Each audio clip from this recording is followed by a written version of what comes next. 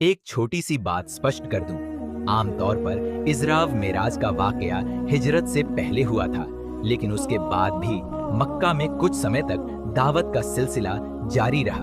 अब अगला हिस्सा हिजरत से शुरू होता है। पिछले हिस्से में हमने इजराव मेराज का मुबारक वाकया सुना। इसके बाद भी मक्का के मुशरिकीन का जुल्म कम नहीं हुआ, बल्कि हर गुजरते दिन के साथ मुसलमानों पर सितम और बढ़ता गया।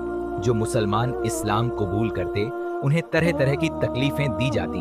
किसी को भूखा रखा जाता, किसी को गर्म रेत पर लिटाया जाता, तो किसी को सिर्फ इसलिए मारा पीटा जाता कि उसने अल्लाह की वहदानियत को मान लिया था। इसी दौरान मदीना से कुछ लोग हज के मौके पर मक्का आए। उन्होंने हजरत मोहम्मद सल्लल्लाहु अलैहि वसल्लम की बातें सुनी और इस्लाम से बहुत मुतासिर हुए। उन्होंने ईमान कबूल किया और वादा किया कि अगर आप मदीना तशरीफ लाएंगे तो हम आपकी हिफाजत करेंगे और हर हाल में आपका साथ देंगे।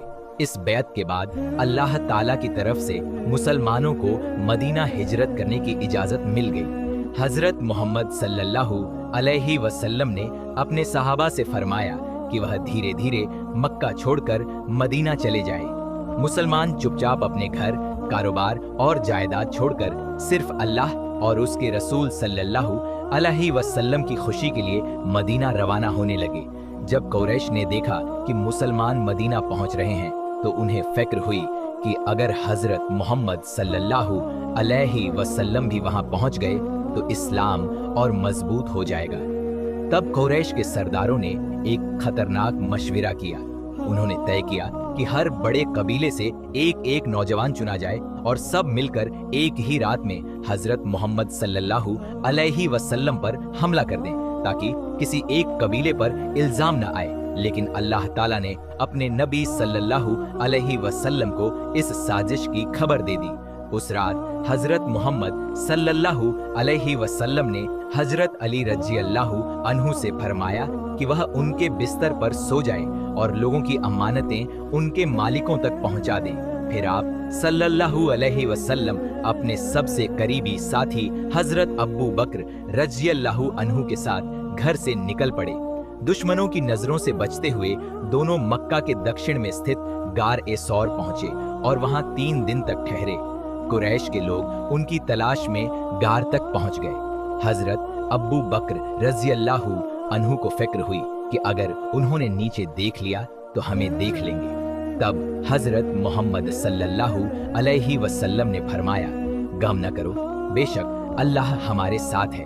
अल्लाह के हुक्म से गार के मुंह पर मकड़ी ने झाला बुन दिया और एक कबूतरी ने वहां घोंसला बना लिया। दुश्मनों ने समझा कि अगर कोई अंदर गया होता तो यह सब न होता, इसलिए वे बिना अंदर देखे वापस लौट गए। 3 दिन बाद हजरत मोहम्मद सल्लल्लाहु अलैहि वसल्लम और हजरत अब्बू बकर रजी अल्लाहु अन्हु ने मदीना की तरफ अपना सफर जारी रखा।